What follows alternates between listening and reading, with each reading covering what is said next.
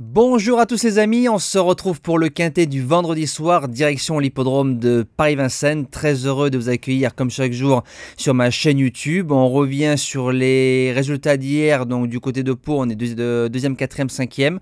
La base gagnante, changement de monte, je pense que ça a été fatal. On monte pas un cheval avec une première chance, dernier toute la route sur un 3005 à Pau, entre guillemets, terrain assez rapide. Par contre, une réunion très difficile à Vincennes avec des très bons résultats. Il s'affiche devant vous. On fait un 7 sur 8 concernant les jeux simples. Je rappelle que je donne un cheval par course, pas 15 comme certains.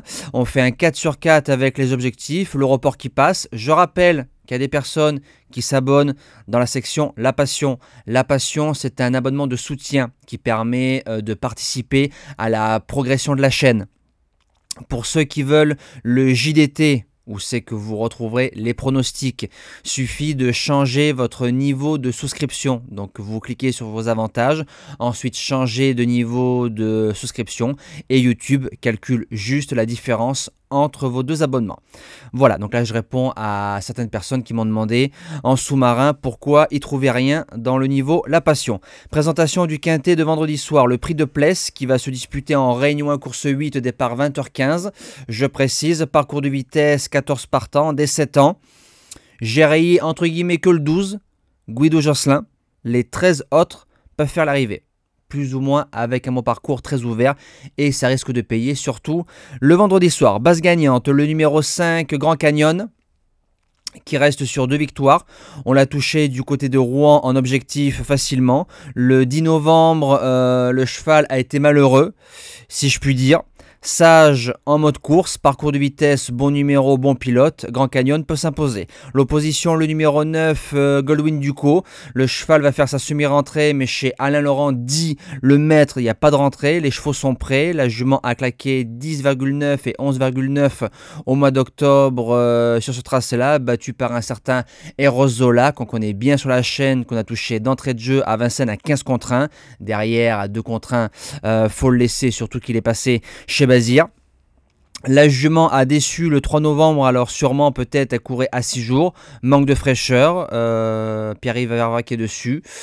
Je pense que si elle est prête, elle peut jouer son podium.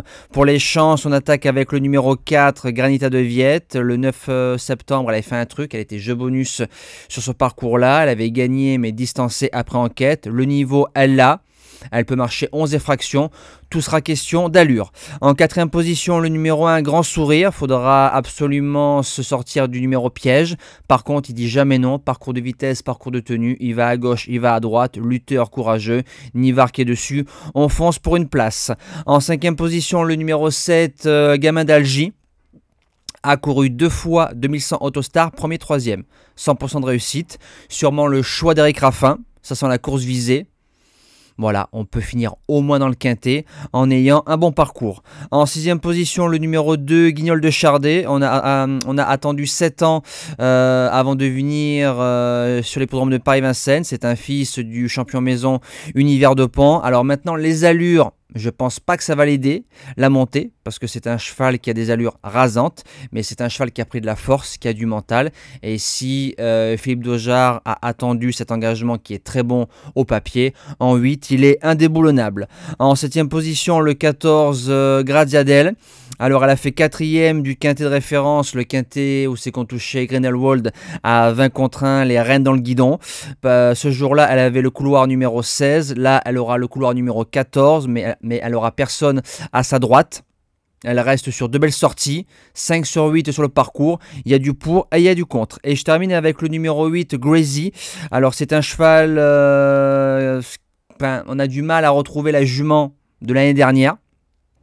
Maintenant, au mois de juillet, elle battait Grand Sourire, donc elle n'est pas cuite. 2100 Autostar, c'est son sport. JMB qui est dessus.